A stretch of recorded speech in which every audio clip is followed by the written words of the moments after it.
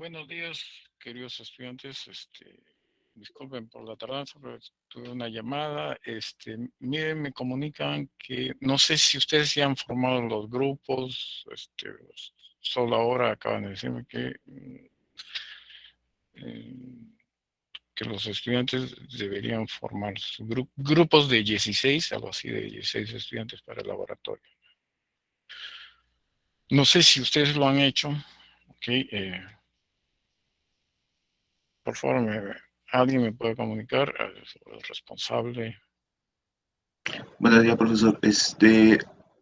Aún no lo hemos formado porque estamos a la espera de saber de cuánto iban a ser los grupos.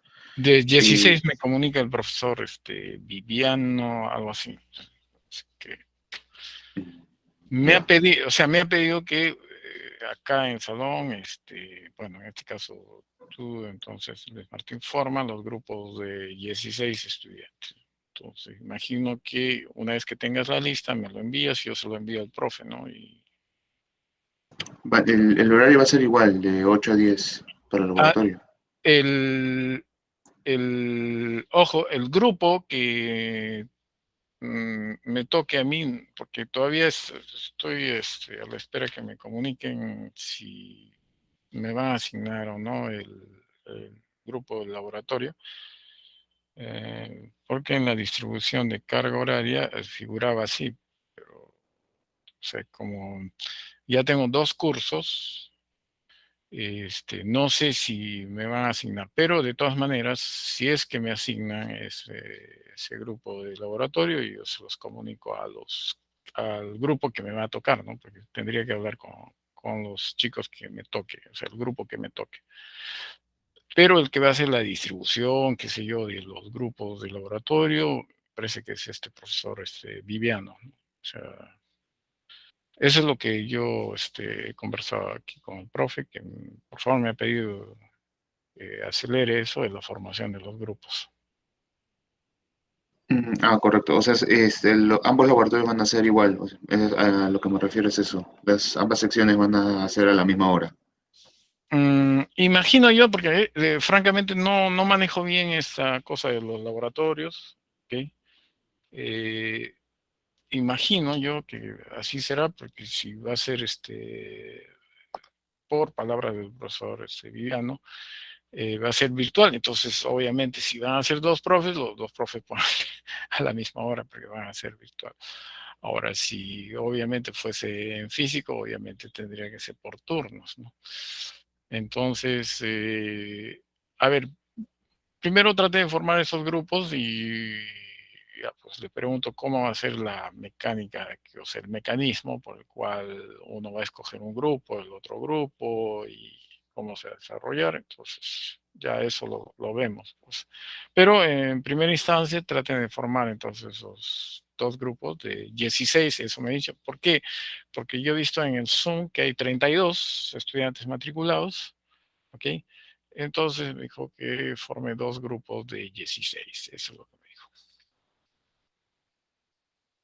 Correcto, correcto. Ahí ya los organizo. Ya, Gracias. ok, perfecto.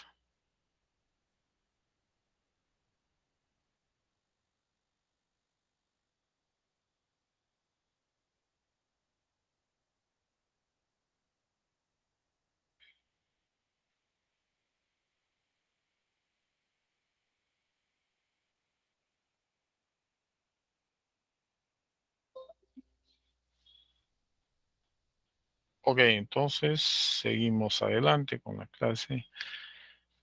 Eh, a ver, oscilaciones forzadas. Vamos a ver lo que es oscilaciones forzadas. Hemos visto oscilaciones armónicas, oscilaciones amortiguadas y ahora oscilaciones forzadas. Ok, ¿qué cosa más vamos a incluir de lo que ya conocemos para considerar que es una oscilación forzada? Ok, fíjense, aquí tienen un ejemplo de un sistema, un aparato que funciona con oscilaciones forzadas.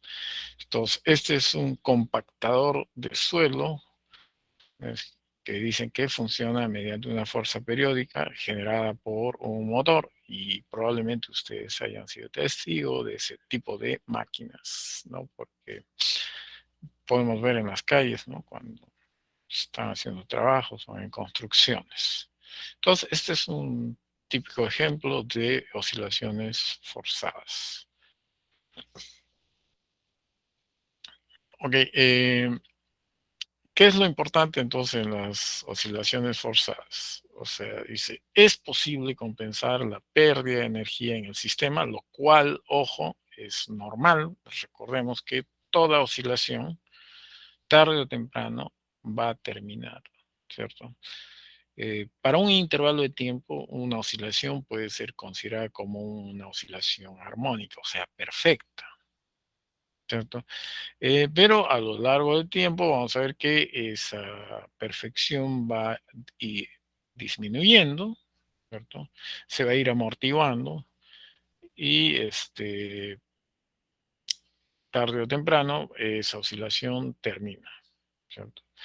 Entonces,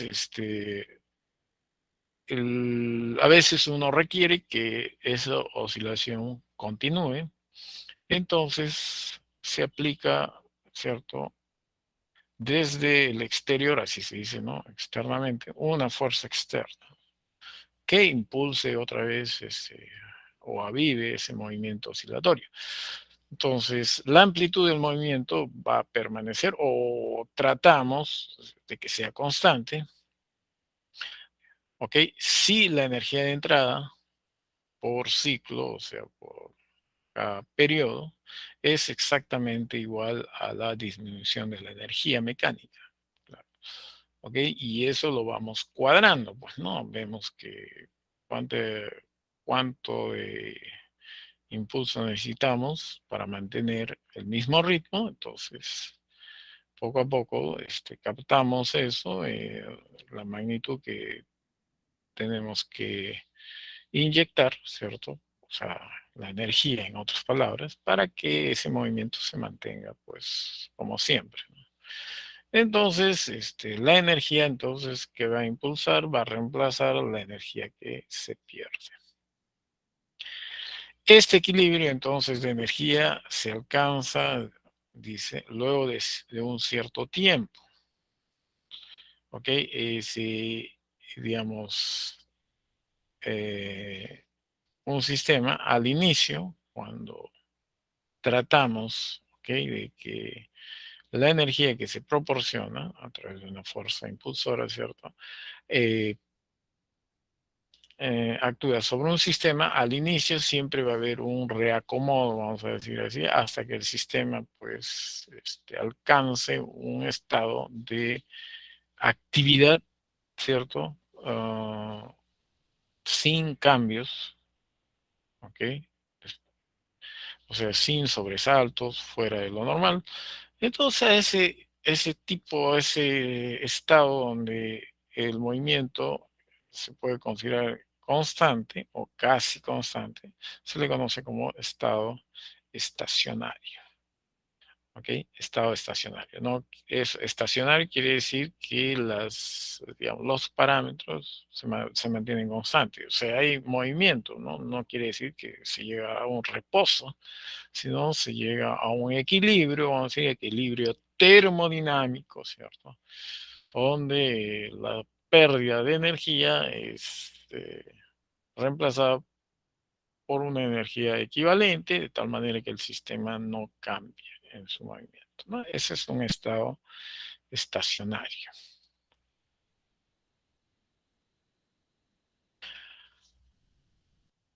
Ok, entonces vamos a observar entonces que es posible, ¿cierto? Mm, construir un sistema en el cual ocurra un movimiento oscilatorio en el que esté involucrado obviamente la amortiguación como algo natural, ¿ok? O a veces también artificial. Y para mantener ese movimiento oscilatorio, le agregamos una fuerza externa. Entonces, nuestro sistema, que tiene una masa, ¿cierto? Su entorno va a jugar un rol importante. ¿Ok? En este caso, vamos a considerar que ese es nuestro resorte. Ojo, estamos modelando. Y existe un agente amortiguador que puede ser otra sustancia como el aire o un fluido diferente al aire. Y una persona o un agente externo la que proporciona la fuerza. ¿Ok? Entonces, estos tres actores, digamos, de este movimiento, entonces lo podemos, digamos, esquematizar en esta figura, ¿cierto? Ahí vemos un resortito, ¿ok? Vemos un dispositivo que, bueno, se designa con la letra B minúscula, ¿ok? Que va a tener que ver con la fricción, digamos así, que amortigua el movimiento. Y para que ese movimiento no termine, pues hay una fuerza externa, ¿ok? Y generalmente la fuerza externa va a tener ese carácter oscilatorio. Eso quiere decir que vamos a escoger una función tipo seno-coseno, ¿cierto? La que va a, digamos, modelar entonces el tipo de fuerza que nosotros vamos a inyectar, ¿cierto? Desde fuera del sistema, ¿no? Por eso se llama fuerza externa. Entonces acá lo interno se puede considerar como, bueno, el resortito que me ha producido un movimiento armónico, ¿cierto? O sea, oscilatorio. Y la amortiguación también lo va a dar algo que se puede considerar dentro del sistema, ¿cierto? El que me va a poner el freno, ¿cierto? Al movimiento, va a tratar de frenar ese movimiento. Y para que ese movimiento continúe, voy a tener que aplicar una fuerza externa. Ya es fuera del sistema. Ok, entonces, otra vez recordamos, K va a ser nuestra constante del resorte, B va a ser la constante de amortiguación, ¿cierto? Si es un fluido, o sea, estamos hablando de viscosidad, o sea, fricción en fluidos, viscosidad. La fuerza externa o fuerza impulsora, ¿cierto? Vamos a elegirla de tal manera que sea periódica. Entonces, ojo, es opcional, ustedes pueden poner seno o cualquier otra función periódica. ¿Ok? Entonces, afirmamos, ¿cierto? Que después de un tiempo, el sistema va a tener una amplitud, ¿cierto? Eh, constante. ¿Ok? Entonces, ese lapso de tiempo a veces es corto, ¿cierto? 2, 3, 4 segundos y ya tenemos nuestro sistema oscilando de manera constante. ¿Ok? Y una de las características va a ser justamente su frecuencia angular, que veremos de qué se trata, ¿no? Recordemos que para el movimiento armónico, la frecuencia era, ¿cierto? Una característica intrínseca del sistema que estaba definida en función de K, que era la constante del resorte, y la masa del bloque, que está adherida al resorte. Luego habíamos introducido otra constante B que tenía que ver con la viscosidad, ¿cierto? Y básicamente depende entonces de las características del medio que provoca justamente esa amortiguación de ese movimiento. Ok, entonces nuestro esquema, digamos así, se puede reducir así, o nuestro modelo, ahí está, su resortito, y bueno, eh, el- la amortiguación es producida por sistema también, un subsistema del sistema, vamos a decir así. Bueno, lo simbolizamos con la letra B y ese dibujito ahí que ustedes están observando. Y conjuntamente, ¿cierto? Con estos dos está la fuerza externa y esta va a provocar obviamente un desplazamiento X, y ese X es lo que nosotros al final es que vamos a tratar de eh, cuantificar, ¿cierto? ¿Cuánto vale X como función del tiempo?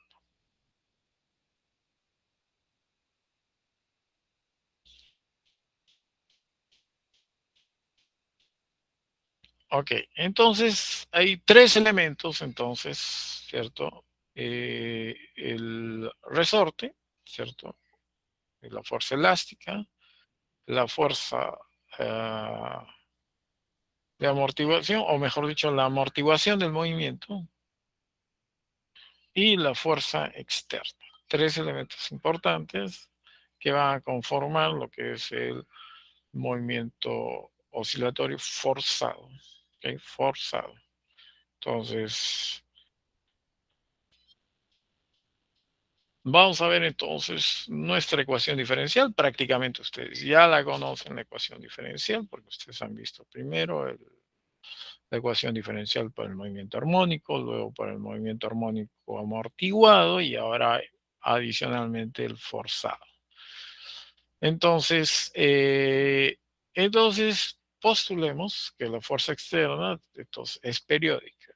Si es periódica, puedo reemplazar o puedo expresarla en función de el coseno de omega t, ¿cierto? Multiplicado por una constante f sub 0.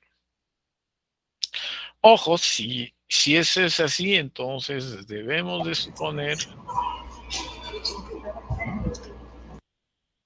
¿ok? Debemos de suponer que ese omega, la frecuencia angular omega, tiene que responder entonces a la naturaleza de la fuerza externa. ¿Ok? Entonces, eso en primer lugar. Eh, es necesario entonces recordar lo que ya habíamos visto para el caso de la oscilación amortiguada, que el K sub m, ¿cierto? O raíz cuadrada de K sobre M, lo tendremos que llamar con un omega, ¿cierto? Pero con subíndice 0. ¿Ok? Para poder diferenciar con el omega que ahora estamos observando, que pertenece a o bueno, que tiene que ver con la fuerza impulsora o fuerza externa, que va a hacer que el movimiento oscilatorio pues no termine.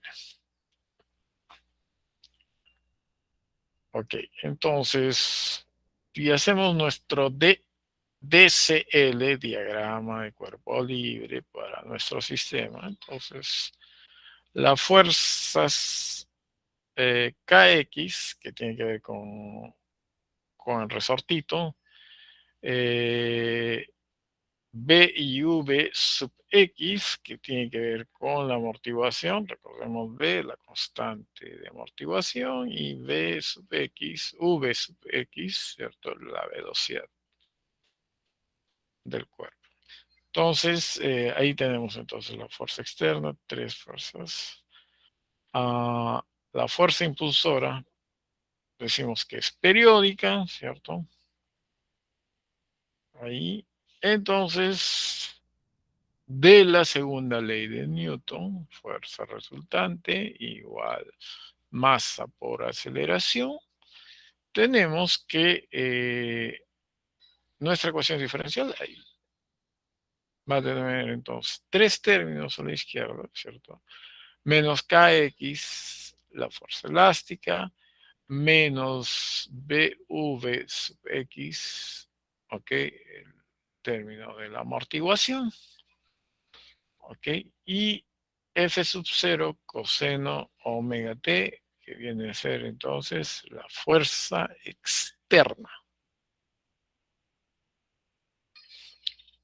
Ok, como es usual, vamos a dividir todos los términos, o sea, izquierda-derecha, entre la masa probablemente, y en vez de aceleración pondremos la doble diferencial temporal del desplazamiento, o de X, ¿no? Que vamos a poner así, con una dimensión. Entonces, procedemos a hacer eso y llevamos, bueno, lo ubicamos los términos de tal manera que resulte en un lado la fuerza externa, ¿ok? Y fíjense, ahí tengo mi ecuación, entonces, de movimiento, m por aceleración, masa por aceleración, más b por la velocidad, más kx, que es la fuerza de elasticidad, igual a la fuerza externa. Ok, entonces hasta ahí estamos verificando, ¿no? Si ustedes igualan a cero lo que está a la derecha, pues tendríamos oscilación amortiguada, ¿correcto? Entonces, ojo, la parte homogénea de esta ecuación diferencial es lo que conocemos como oscilación amortiguada.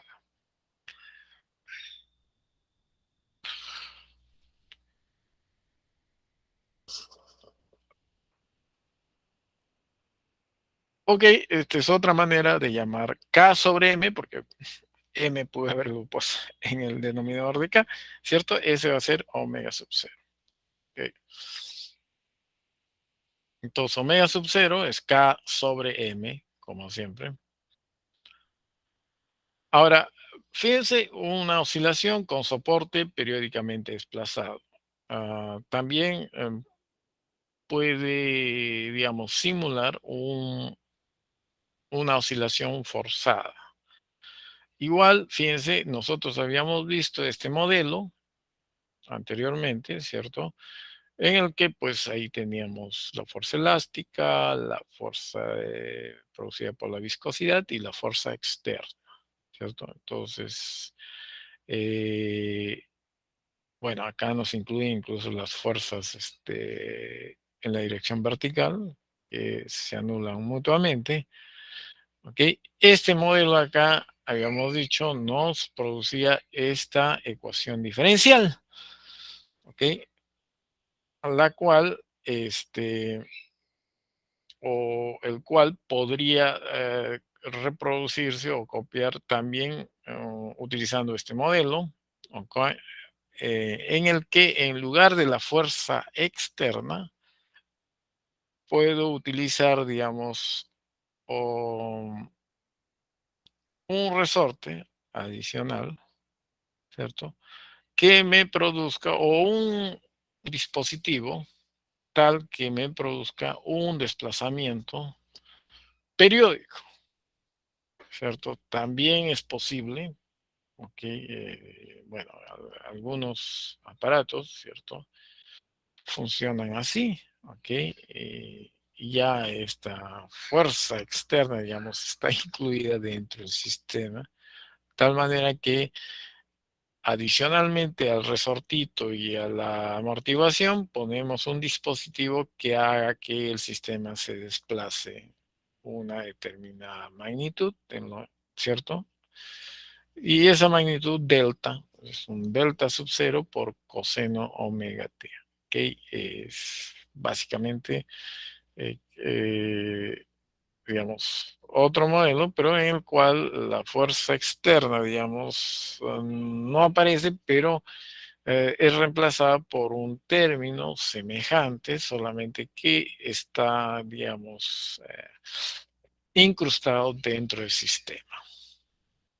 Pero el resultado sigue siendo el mismo, ¿ok? Exactamente el mismo, solo que, digamos, que no se podría considerar como una fuerza externa, pero parte del sistema. Bueno, el sistema se hace más complicado, obviamente. Y fíjense, el resultado sería exactamente lo mismo, ¿ok? Entonces, este simplemente es otra manera de obtener lo mismo. Al fin y al cabo, lo que se quiere es que se tenga algún dispositivo que haga que el sistema permanezca en movimiento oscilatorio de manera constante. O sea, lograr ese estado estacionario. Y fíjense, la estructura, bueno, es la misma, así que digamos que el F sub 0 tranquilamente puede ser reemplazado por un K delta sub 0. ¿Okay? ¿Por qué? Porque el mismo resorte, o sea, de alguna manera, va a provocar que el sistema adicionalmente se desplace, ¿no? Fuera del movimiento armónico que se va a producir debido a la elongación del propio resorte, pues estamos provocando un desplazamiento. Es otra manera de ver, pero como les digo, acá lo único que se está haciendo es que la fuerza externa, digamos, de alguna manera eh, desaparezca como tal, o sea, como externa, sino que esté incluido dentro del sistema. O sea, el dispositivo es lo único que está cambiando, pero la naturaleza, la ecuación de movimiento es exactamente el mismo. ¿Ok? Son equivalentes.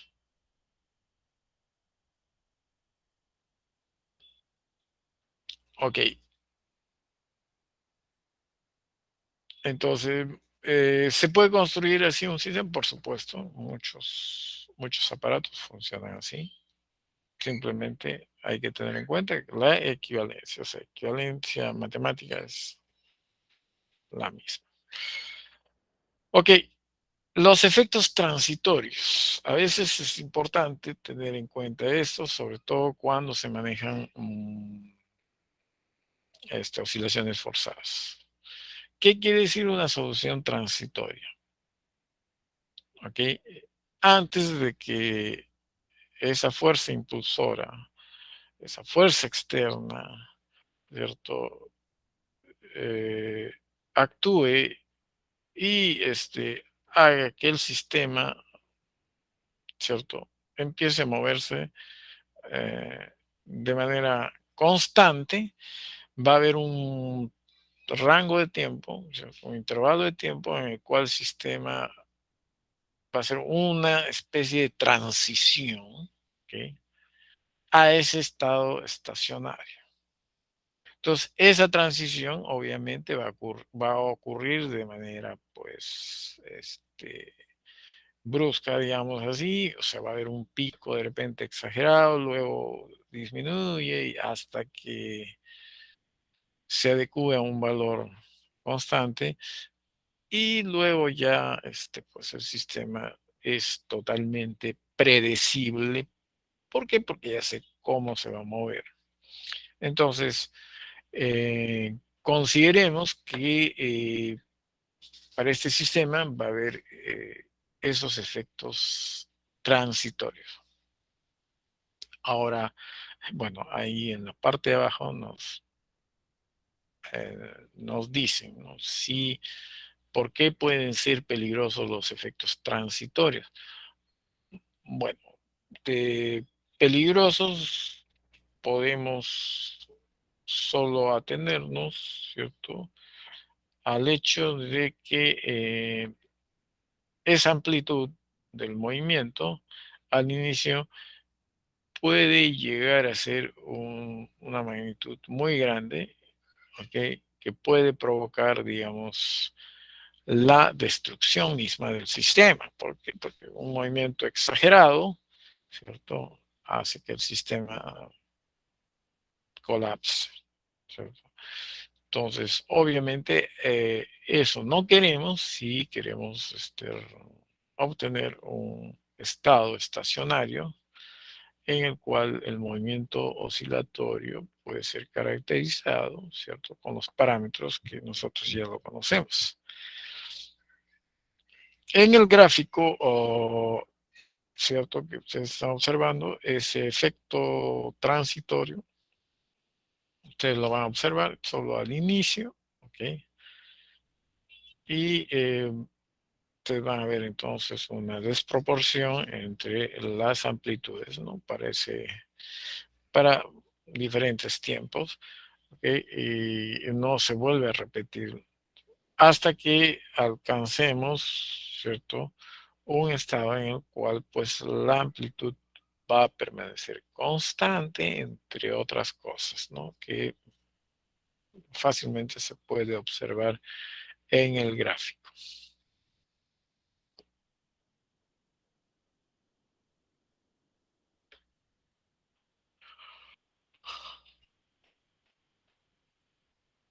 Ok, veamos entonces la solución de la ecuación del oscilador amortiguado y forzado.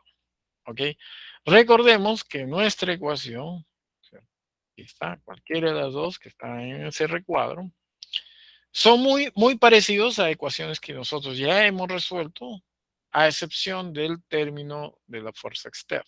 Ok, eso es lo único nuevo acá.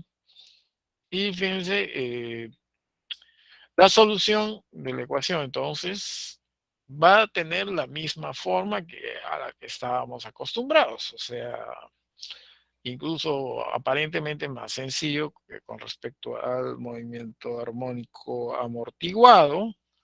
Ok, miren, X entonces va a ser igual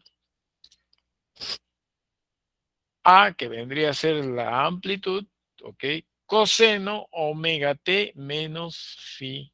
Bueno, aquí le han puesto prima, bueno, pero ojo, esa solución que está en el recuadro, pues la podemos básicamente interpretar, ¿cierto? Como habíamos interpretado la solución armónica.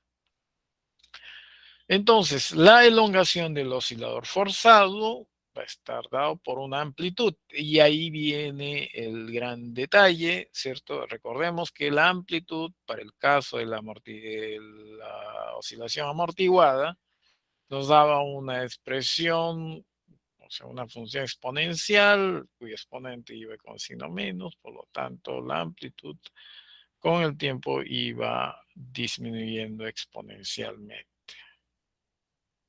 Aquí la amplitud, fíjense, la amplitud no es trivial ya, porque va a depender del valor inicial de la fuerza, F sub 0, fuerza externa, va a depender de ah, del omega, la frecuencia angular original, o sea, original, no, mejor dicho, eh, intrínseco del sistema, recordemos va a ser igual a raíz cuadrada de k sobre m, va a depender de la frecuencia de la fuerza externa, omega, y finalmente también va a depender de el, la constante en proporcionalidad, ¿cierto? Para el caso de la fuerza de amortiguación.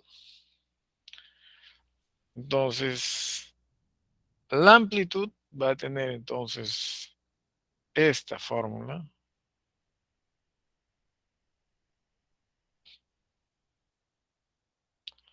¿Ok? Y la constante de fase de la oscilación forzada, ¿cierto? Va a ser igual entonces a B, ojo, B es la constante de amortiguación, sobre M multiplicado por la diferencia de cuadrados, ¿no? De la frecuencia angular del sistema al cuadrado menos la frecuencia angular de la fuerza externa.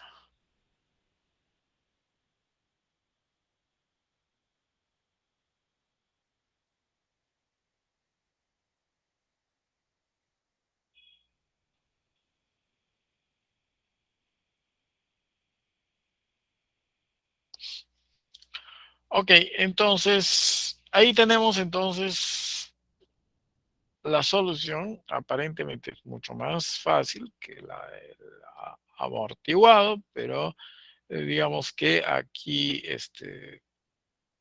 solamente hay que tener mucho cuidado ¿ok? Con la amplitud, sobre todo en el término que se encuentra en el denominador, ¿ok? Eh, por ejemplo, ¿no? Puedo imaginarme un sistema en el cual la amortiguación es, digamos, despreciable, ¿ok? Entonces podemos prescindir del término que contiene b elevado al cuadrado, ¿ok? En todo caso, eh, nos quedaría el término m cuadrado raíz, ¿ok? Raíz de omega sub 0 al cuadrado menos omega al cuadrado. Y justamente esa diferencia es la que nosotros tenemos que prestar atención, porque recuerden, cada vez que ustedes tengan una magnitud en el denominador, entonces siempre hay que cuidar que en el denominador pues no tengamos un cero, sino nuestra amplitud va a ser infinita. ¿Ok? Y infinito a veces es muy complicado para los, bueno, para la física interpretar qué es infinito, ¿no? Entonces, en lo posible evitamos ese tipo de singularidades, sobre todo para determinadas magnitudes, ¿no? Y en este caso, llámese amplitud.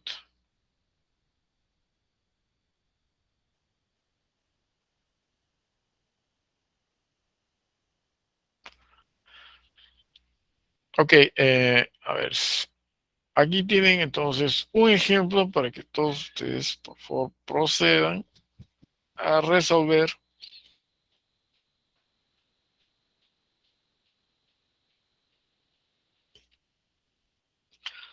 Ok, nos dicen un bloque de 2 kilogramos de masa es adherido a un resorte que tiene una constante de fuerza K, 20 newtons por metro. El bloque se mueve sin fricción, eso quiere decir que acá se elimina B, y es impulsado por una fuerza externa donde F está en newtons y T en segundos.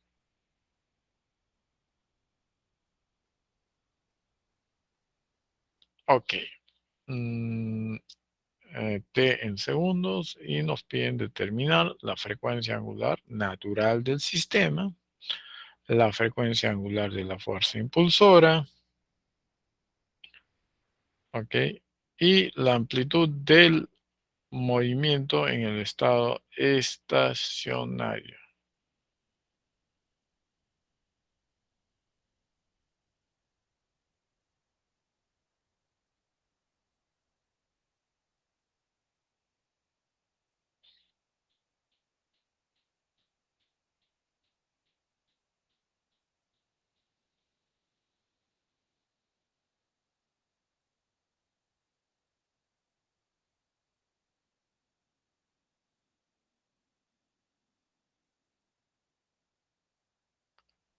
Por si acaso, ahí están las respuestas. Por favor, verifiquen si esas respuestas son correctas.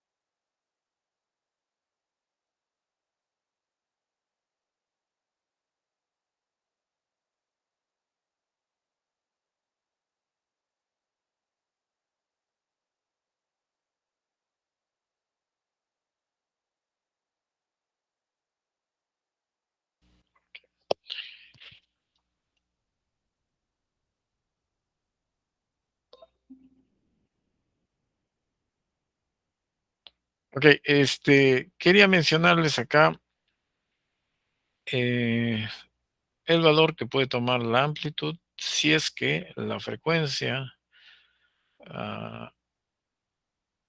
del sistema, ¿no?, se acerca al valor de la frecuencia de la fuerza externa. Vamos a considerar que B es igual a cero, eso es despreciable, vamos a decir así. Entonces nos vamos a concentrar en esta diferencia. Si esta expresión de acá, los valores omega sub 0 y omega son muy cercanos, ¿ok?, entonces la amplitud va a crecer de manera desmesurada, digamos, de manera catastrófica. Entonces, dependiendo si esta amplitud representa, por ejemplo, el movimiento oscilatorio de un edificio, ¿cierto? Un edificio grande, ¿cierto? Y debido, por ejemplo, a las fluctuaciones del viento, que a grandes alturas, vamos a decir así, son relativamente fuertes, provocando que el edificio empiece a desplazarse de un lado para otro en la parte superior, lo que va a ir provocando que, pues, el edificio en su conjunto realice un movimiento oscilatorio. Pero ese movimiento oscilatorio se puede hacer, digamos, catastrófico, se quiere decir que el edificio se puede ir abajo, si es que la amplitud de movimiento, pues, toma valores exagerados. ¿Ok? Valores exagerados. Entonces, este es el famoso fenómeno de resonancia. Vamos a ver, entonces,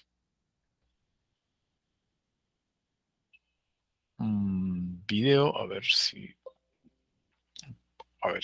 creo que no estoy presentando. A ver, Meets.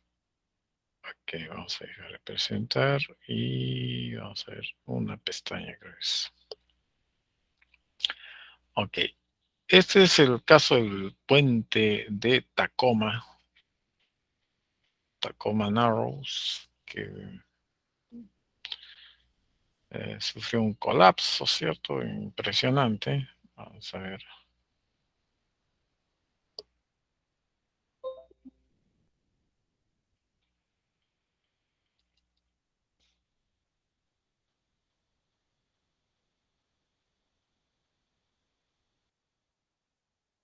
Hayan visto estas imágenes.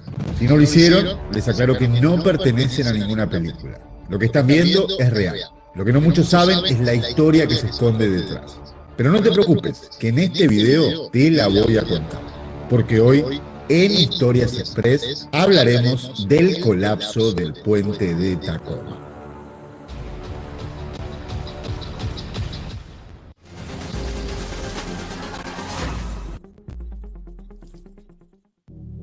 Seguramente te podrás hacer una idea de cómo va a terminar este video. Sí, con el puente destruido. Pero aún así es interesante conocer su historia y por qué Tacoma Narrows se ha convertido en todo un ejemplo de cómo no hacer un puente. Además, porque las explicaciones que se le ha dado a este desastre han dado pie a falsos mitos sobre física. Pero para comprender bien esta historia, te propongo que comencemos por el principio.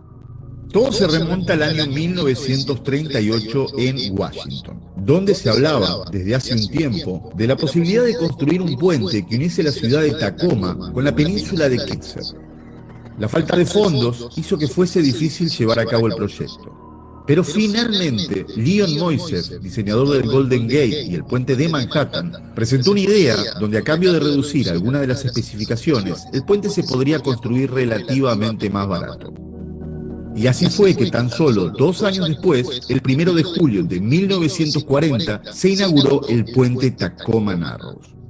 Este tenía 1.600 metros de longitud y había sido diseñado pensando en que 60.000 coches por día lo cruzaran. Automáticamente se convirtió en el tercer puente colgante más grande del mundo. Pero aquí comienza lo interesante. Y es que desde el primer día de la inauguración, las personas que lo cruzaban ya notaron algo raro. El puente oscilaba siempre que había un poco de viento. Los ingenieros rápidamente salieron a tranquilizar a las personas, advirtiendo que era algo normal y que no había nada de qué preocuparse. Y en cierto sentido lo es. A pesar de ser acero y hormigón, una estructura tan grande no es 100% rígida y sufre ligeramente las presiones del aire. Pero ese movimiento era tan notorio que la gente empezó a acudir a Tacoma solo para ver al puente balancearse, como si de una atracción turística se tratase. Hasta que el 7 de noviembre de 1940, por decirlo de alguna manera, las cosas se tornaron algo más intensas. Con unos vientos de unos 68 kilómetros por hora ese día, el puente en principio debería haber aguantado sin problemas. Estaba diseñado para soportar vientos de hasta 200 kilómetros por hora, según los ingenieros. Pero los cálculos parece ser que no eran demasiado precisos, por lo que el puente comenzó a ondularse mucho más de lo normal. Ante tal fenómeno, se decidió cerrar el tráfico. Incluso, como se ven en las imágenes, algunos conductores se vieron obligados a abandonar sus vehículos y escapar del puente arrastrándose. De inmediato comenzaron a acudir al lugar en masa personas y periodistas, que pudieron grabar videos como los que estás viendo ahora. Si nos fijamos bien, veremos como el puente no solo se tambalea creando una especie de olas, sino que también lo hace en su anchura, creando estas hipnóticas y surrealistas imágenes. Finalmente, a las 11 de la mañana, como era de esperarse, el puente terminó colapsando totalmente. Por suerte, cuando esto ocurrió, no había ninguna persona sobre él. El puente se derrumbó al completo y solo quedaron en pie los pilares sobre los que se sustentaba. Y así, unas rachas de viento moderadas acabaron con toneladas de acero y hormigón mal construidas. Ahora, evidentemente la responsabilidad cayó en los constructores, pero ¿qué fue realmente lo que falló? Si queremos buscar al causante real de que esta millonaria estructura colapsara de la forma en que lo hizo, tenemos que recurrir a la física. Durante mucho tiempo, e incluso en la actualidad, en diversos medios y hasta en esta misma plataforma, podés ver videos en donde se dice que la razón de esta catástrofe es la de un fenómeno llamado resonancia. Pero el causante real, o por lo menos lo que se cree al día de hoy, es la autoexcitación aerodinámica o aeroelasticidad. Lo primero que tenemos que entender es que la resonancia se caracteriza por conseguir que la vibración de un elemento crezca sin parar hasta romperlo. ¿Te suena eso de alguien gritando hasta romper una copa de cristal? Eso es la resonancia. Pero para que se produzca, hay que conseguir que las oscilaciones propias del objeto coincidan con los de la fuerza externa. El ejemplo más fácil para entenderlo, y que siempre se utiliza, es el de un columpio o hamaca. Esta tiene su propia oscilación continua, y a ello se le suma el impulso de una persona desde atrás.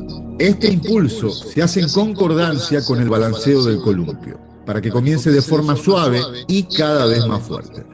Si es verdad que el puente de Tacoma Narrow estaba sujeto a este fenómeno físico. Las brisas del aire, entre los 30 km por hora y los 40 km por hora, provocaban sobre el puente los llamados vórtices de von Karman, que se generan cuando el aire encuentra un obstáculo. Sin embargo, el 7 de noviembre no fue este fenómeno el que causó el colapso del puente. Son dos las razones obvias por las que no se trató de un efecto de resonancia. La primera es que los vientos eran de 68 km por hora, velocidad que no coincidía con ninguna de las oscilaciones propias del puente. La segunda es cómo se movía el puente. Ya no lo hacía en forma de olas, sino también sobre su propio eje central, creando una especie de torsión. Según diversos estudios recientes, podemos afirmar que el colapso se lo debemos a la autoexcitación aerodinámica, un fenómeno que se produce cuando un objeto entra en contacto con una corriente de aire. Si estas son lo suficientemente fuertes como para mover un objeto, provocarán que éste se mueva para adaptarse a las distintas presiones que lo rodean. En consecuencia, el aire genera unas condiciones distintas debido a las oscilaciones. Esto provoca un movimiento en el objeto que de nuevo generará nuevas condiciones en el aire. Existen dos resultados posibles. O se estabiliza la corriente y el objeto, o siguen alterándose cada vez con más intensidad hasta reventar. Evidentemente, en el caso del puente de Tacoma, se generó la segunda de las opciones. En velocidades más bajas, cuando había resonancia, los remolinos de viento que generaban los vórtices de von Karman entraban por encima y por debajo del puente, pero lo hacían a una velocidad suficientemente lenta como para que el puente acabase su oscilación a tiempo, y ambos remolinos se anulasen el uno al otro. Pero a 68 kilómetros por hora fue distinto. Los remolinos de viento que se generaban por los vórtices de von Karman eran más veloces que el período de torsión del puente, por lo que el remolino salía antes de tiempo por un lado que por el otro. Y cuando la torsión era la opuesta, ocurría lo contrario. Debido a esta inestabilidad entre remolinos y torsión del puente, se generaban vórtices más grandes en cada ocasión, provocando a su vez torsiones más exageradas que retroalimentaban de nuevo a los vórtices. Y por supuesto, el resultado de algo así es evidente. En cuestión de una hora, el puente no aguantó más las ondulaciones y acabó hecho pedazos. Y hasta aquí este video que demuestra que nos quedan muchos fenómenos físicos por descubrir. Lamentablemente, por prueba y error en algunas ocasiones.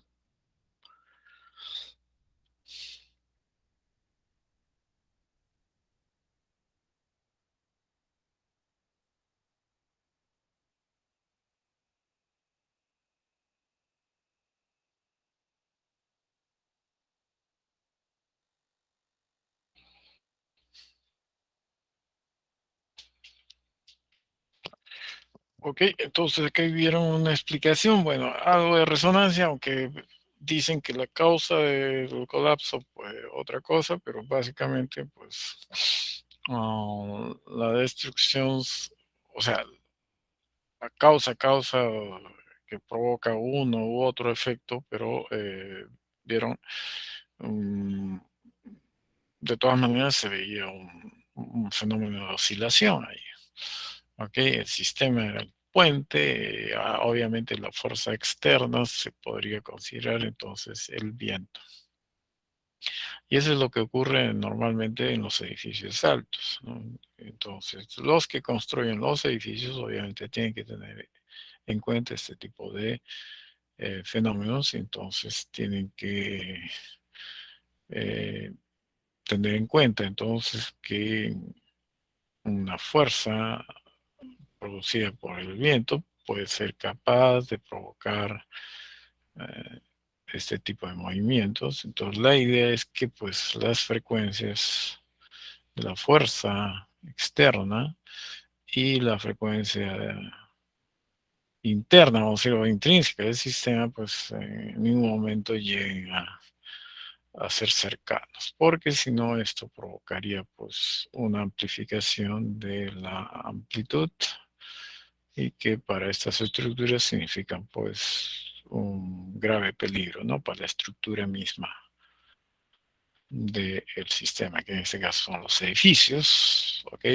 Puentes, ¿cierto? Y todo tipo de construcciones que podemos observar, ¿no? En las ciudades.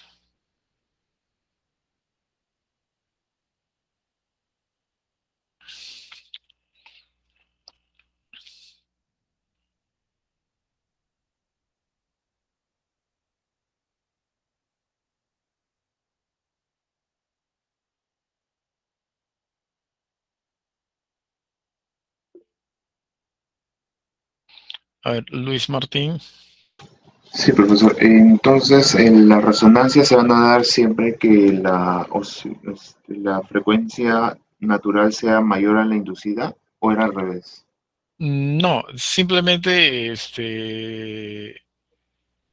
que estas dos frecuencias se acerquen en valores a un único valor. Por ejemplo, si omega sub 0 vale 5, vamos a decir así, y el otro omega vale 4, ya, entonces, digamos que ahí, digamos, de repente no puede existir un valor exagerado de la amplitud, sino que, por ejemplo, uno valga 4, el otro 3.99, entonces ahí sí hay que tener cuidado porque como eso está en el denominador, estamos hablando, y ojo, ambas magnitudes están elevadas al cuadrado incluso. Ok, entonces la diferencia entre una es una décima, ¿cierto? Si lo elevan ustedes al cuadrado, estamos hablando de un centésimo. Bueno, la raíz cuadrada, promedio de 10, 1 sobre 10, eso se va al numerador. Entonces, básicamente tendríamos 10 veces la amplitud original. Entonces, digamos que la idea acá es que simplemente estos valores no se acerquen. ¿Ok? No se acerquen en absoluto. Entonces, el omega sub cero, como ustedes vieron en la fórmula, que nosotros siempre vamos a representar como la frecuencia intrínseca del sistema, ¿ok? Se supone que siempre debería ser mayor que el omega, ¿cierto?, de la fuerza externa. Ahora, puede darse que sea al revés, o sea, que el omega sub cero sea menor que el otro omega, pero la idea acá es que como toda esa expresión a su vez está elevado al cuadrado, ¿ok? Digamos que no hay ningún problema. Pero la idea acá es que estos valores nunca pues se acerquen uno al otro para evitar esa amplificación de la amplitud. ¿Ok? Mm, bueno, voy a seguir buscando algunos videos para la próxima para que ustedes vean otros efectos en otras, digamos, a otro nivel, por ejemplo, microscópicamente también podemos observar ese tipo de fenómenos. Entonces, simplemente es que no se acerquen. Ahora, ¿cuál es mayor, cuál es menor? Ustedes pueden observar por la fórmula, ¿cierto? Que ahí ustedes no van a tener ningún problema, porque a ver, creo que no estoy presentando. Vamos a la fórmula. Ustedes pueden observar entonces en el denominador, fíjense, ahí está omega sub 0 elevado al cuadrado menos omega al cuadrado, ¿cierto? Y esto a su vez se eleva al cuadrado. Eso me asegura que pues no tengan problemas con que la expresión sea real o imaginaria. Entonces ahí no hay ningún problema. Solamente que debemos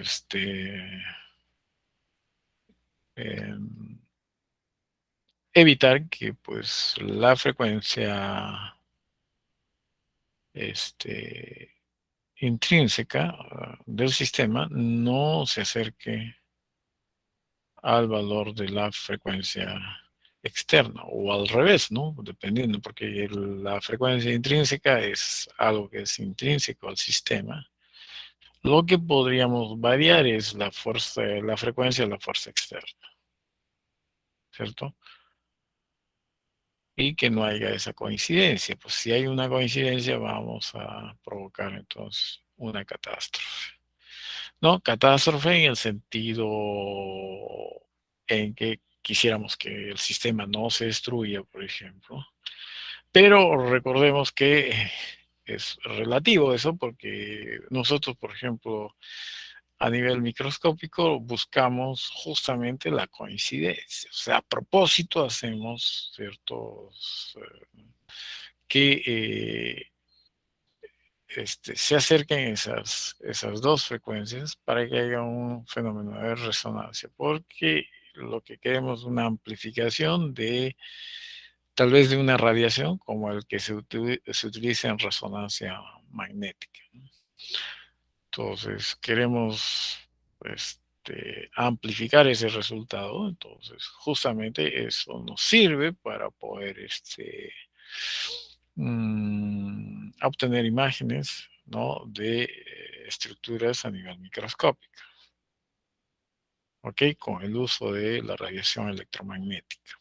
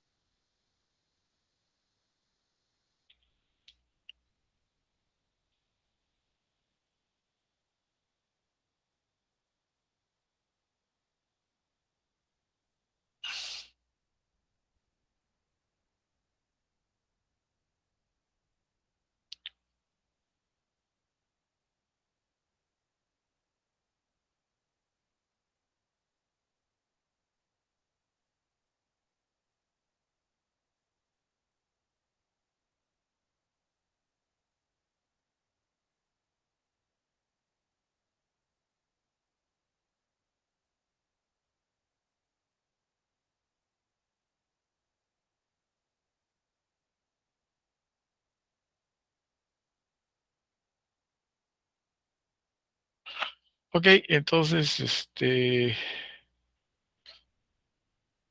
voy a proceder a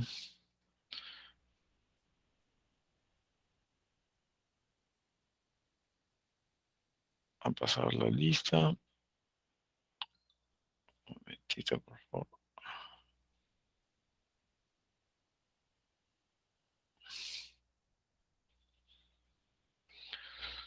Ok, Álvaro, no, Alvarado, Presente. gracias. Asensio, Presente. gracias. Barrera, Presente. Briceño, Presente, profesor. Calero, Condori, Presente, profesor.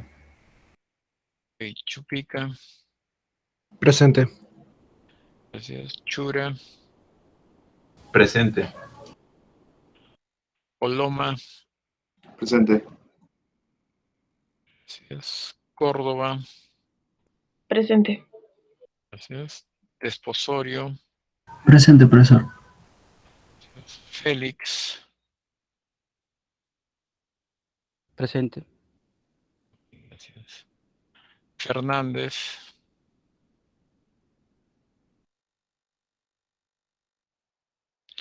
Garriazo, Presente, profesor. gracias. González, Presente, profesor. Ibaceta, Presente, profesor. gracias. Mamani, Mejía, Presente, profesor. gracias. Monzón, Presente, profesor. ok, gracias.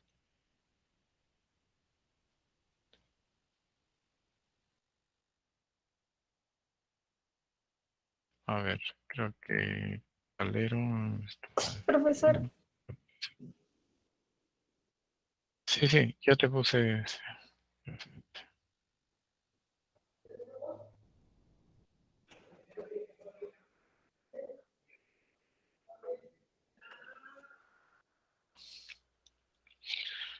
Ok, seguimos entonces. A ver, Alvarado, Sánchez, Ortiz, Quinto. Noam, Presente, profesor. gracias. Núñez,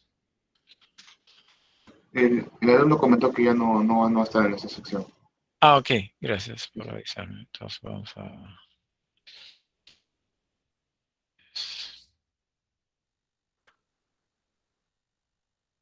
Ok, Ochoa, Presente, profesor. gracias. Onofre, Presente, profesor.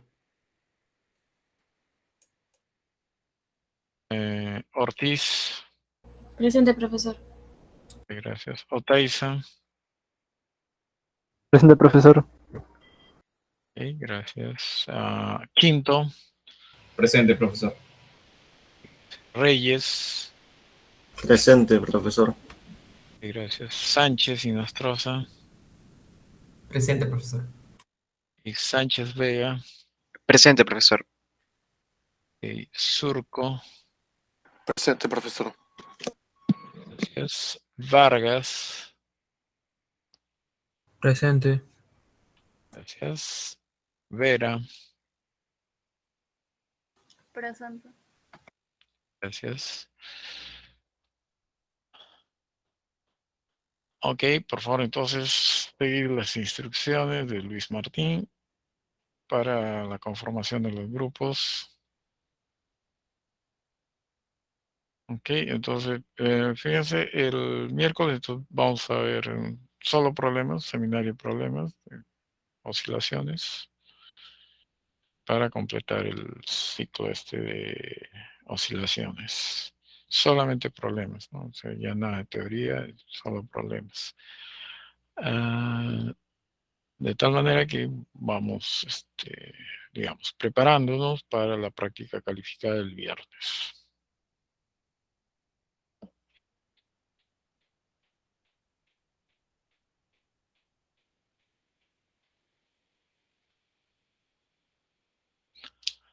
Sí, solo problemas que combinados, ¿cierto? Probablemente armónicos, amortiguación, algunos ejemplos tal vez de forzados.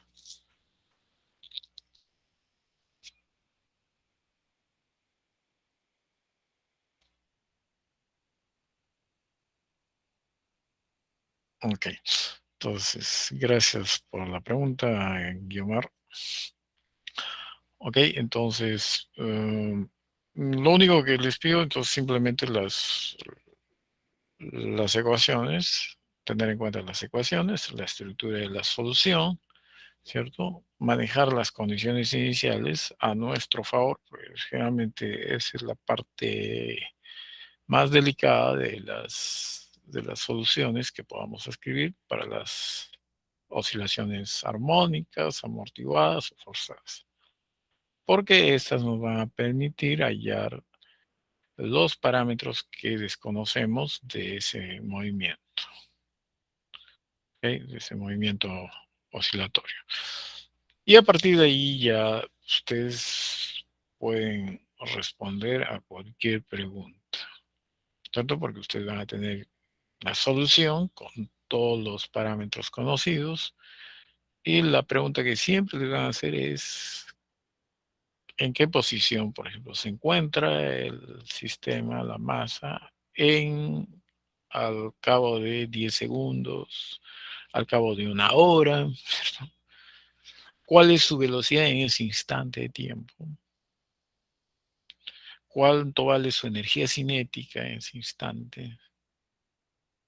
¿Ok?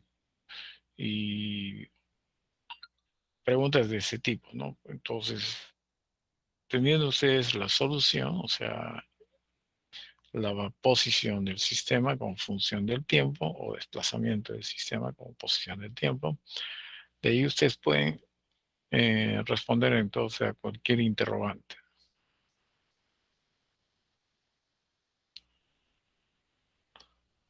Ok, entonces no se olviden, entonces el día miércoles vamos a tener como especie de un seminario, ¿cierto? En donde vamos a resolver problemas, solamente problemas, nada de teoría, solo problemas.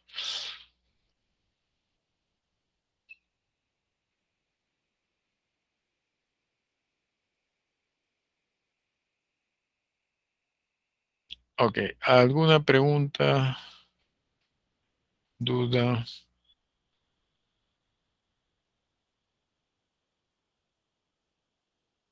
Todo claro, profesor. Ok, me alegra. Entonces, por favor, entonces, el día miércoles, no se olviden de nuestro seminario. Entonces,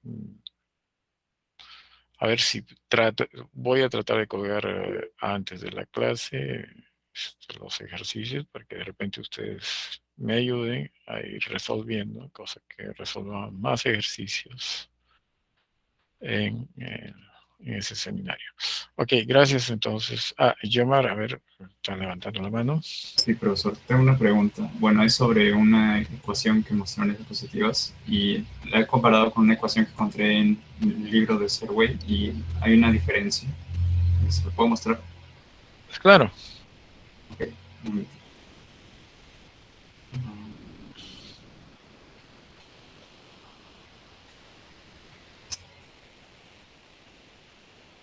¿Se logra observar? Se está cargando, se está cargando.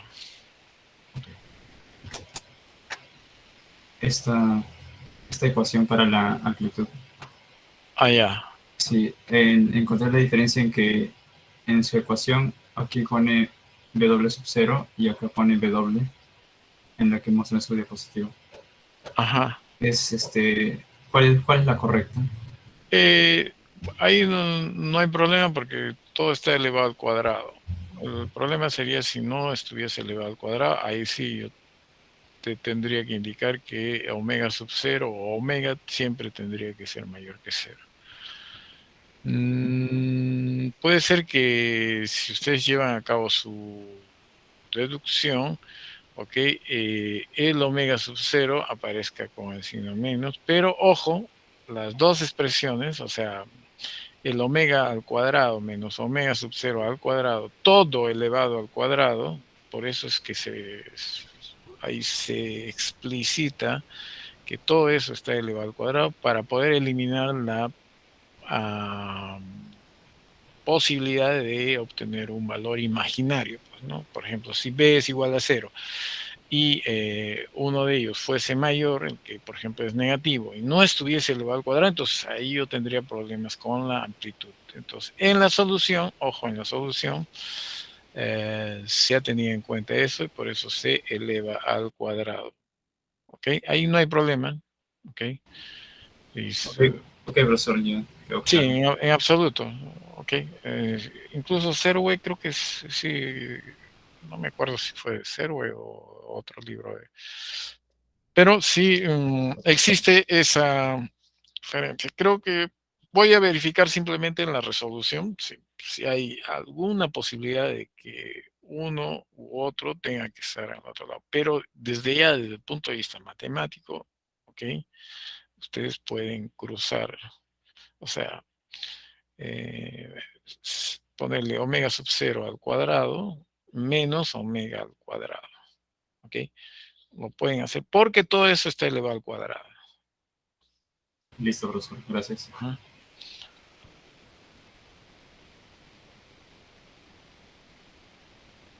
Profesor, una consulta. ¿Para cuándo va a necesitar la lista? Porque Lo todavía más, faltan unos 5 o 6 compañeros que lo no, tienen. cuando termines, por ejemplo, si es hoy día más tarde, me lo envías para que yo inmediatamente se lo envíe al profesor responsable. Ok. A su Ajá. correo, ¿no? Sí, a ver, Alex. Profesor, una pregunta. ¿Los horarios de laboratorios ya están fijos o no? No, eso va a depender de no sé a quién, cómo irán a distribuir, porque eso es lo que yo francamente no sé cómo es la estructura ahí para los horarios o cómo se distribuye. Por ejemplo, ¿qué grupo yo tomaría? Por ejemplo, no sé. Eso, por ejemplo, eso no sé cómo. O sea, yo arbitrariamente, pues si ya me agarro el primer grupo, el segundo grupo, no sé cómo, francamente, van a hacer la distribución. Entonces, eso le voy a preguntar al profesor Viviano. Lo único que me ha pedido es que por favor le entregue una lista conformada por 16 estudiantes, o sea, grupos de 16. Entonces, voy a ver entonces cómo va a ser la distribución, a quién le toca. Imagino que ellos ya tienen una manera de distribuir entre los grupos de laboratorio.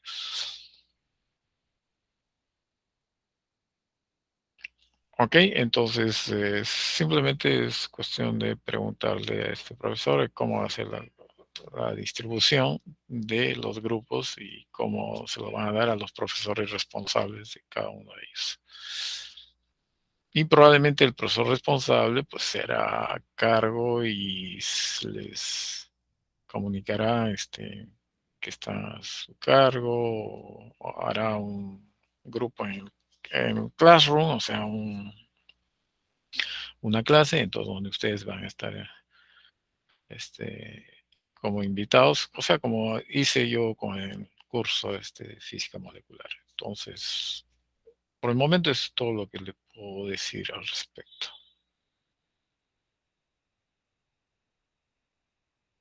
Ok, profesor, muchas gracias. Ok, a ustedes nos vemos el día miércoles. El miércoles, profesor, gracias. Hasta el miércoles, profesor. Buenas tardes. Buenas tardes. Hasta luego, profesor.